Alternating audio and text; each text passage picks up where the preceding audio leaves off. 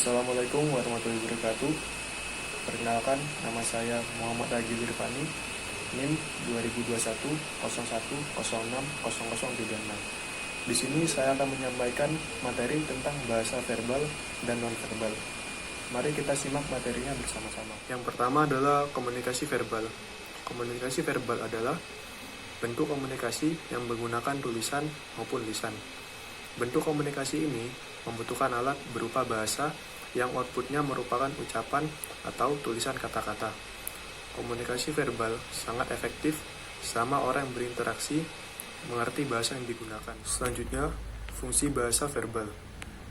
Yang pertama, penamaan. Penamaan ini bisa dibilang untuk mengidentifikasikan suatu benda, objek, tulisan, ataupun orang.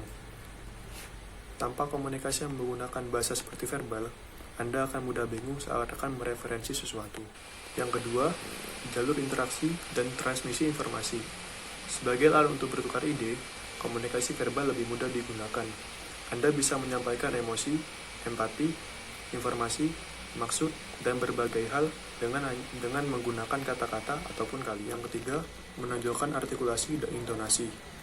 Komunikasi verbal cukup unik, karena dalam ungkapan-ungkapan menggunakan bahasa, perbedaan artikulasi dapat menghasilkan arti yang berbeda.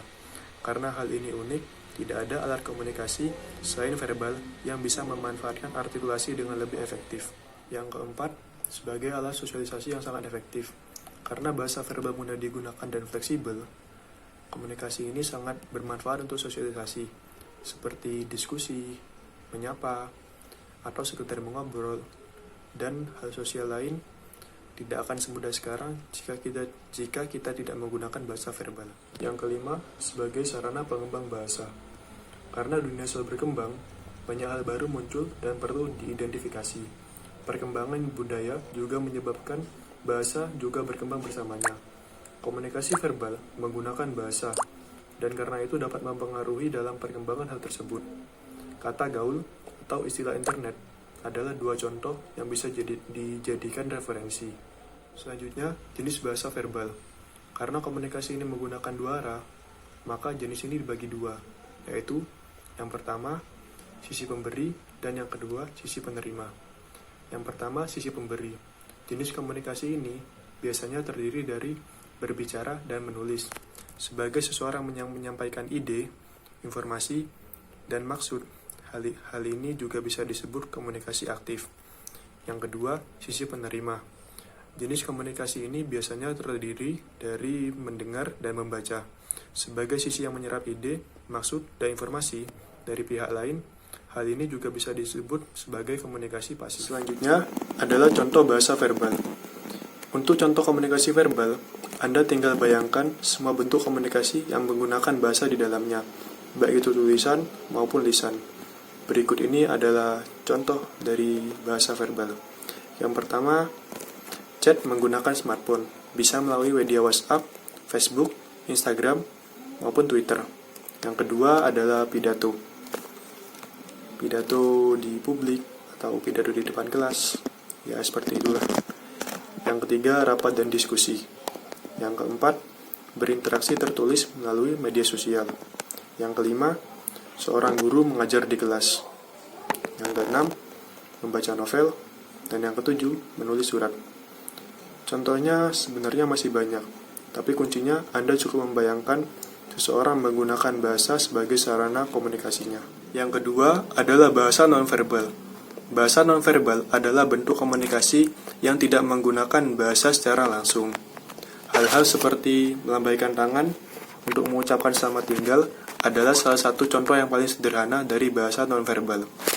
Komunikasi ini tidak memiliki struktur yang standar seperti bahasa, tetapi dengan menggunakan interpretasi dan logika, orang dapat mengerti maksud orang lain tanpanya. Dalam dunia modern, komunikasi nonverbal biasanya digunakan untuk memperkuat komunikasi verbal. Anda pasti pernah melakukan hal ini. Saat Anda berbicara, badan Anda juga bergerak untuk memperjelas apa yang Anda sampaikan dalam kata-kata. Selanjutnya adalah fungsi dari bahasa nonverbal. Karena jarang digunakan, banyak orang bilang komunikasi nonverbal tidak memiliki fungsi. Hal ini tentu saja tidak benar. Walau Anda menggunakannya secara tidak sengaja, Anda bisa secara tidak sadar menggunakan komunikasi nonverbal sebagai penguat komunikasi verbal. Sebagai pelengkap, fungsi komunikasi nonverbal adalah memperjelas menggunakan komunikasi kata-kata. Seseorang dapat mengetahui informasi lebih jika mendapatkan kombinasi dari bahasa nonverbal dan bahasa verbal.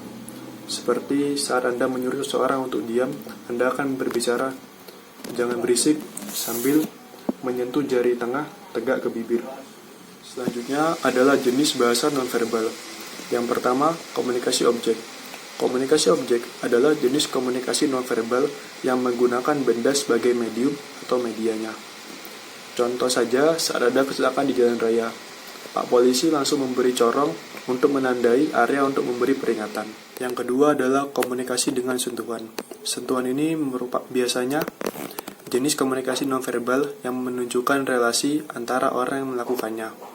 Contohnya seperti saat kita melakukan berjabat tangan, berpelukan, pukulan, dan sebagainya. Yang ketiga adalah komunikasi yang memanfaatkan waktu.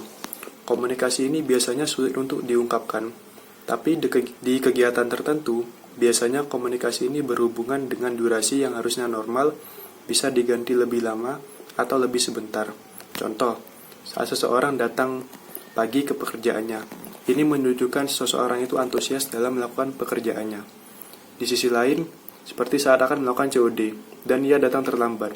Di sini menunjukkan ia tidak menghormati partner untuk COD-nya.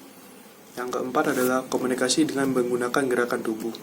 Komunikasi ini adalah hal yang paling sering digunakan untuk melengkapi komunikasi verbal. Salah satu contohnya adalah gerak tubuh, lirikan mata, ekspresi wajah, ataupun gerakan tangan. Selanjutnya adalah contoh dari bahasa nonverbal. Yang pertama, kita melakukan tos dengan teman sebagai tanda untuk menyampaikan sukses. Yang kedua, memeluk seseorang sebagai tanda sayang. Yang ketiga, mengejek seseorang dengan kalimat "bu" sebagai olokan tanda tidak setuju. Ya, kurang lebihnya seperti itulah contoh dari komunikasi nonverbal. Demikian yang dapat saya sampaikan mengenai materi bahasa verbal dan nonverbal. Tentunya masih banyak kekurangan dan kelemahan saat saya menyampaikan materi ini. Maka dari itu, saya memohon maaf yang sebesar-besarnya dan terima kasih atas segala perhatiannya. Saya pamit undur diri. Wassalamualaikum warahmatullahi wabarakatuh.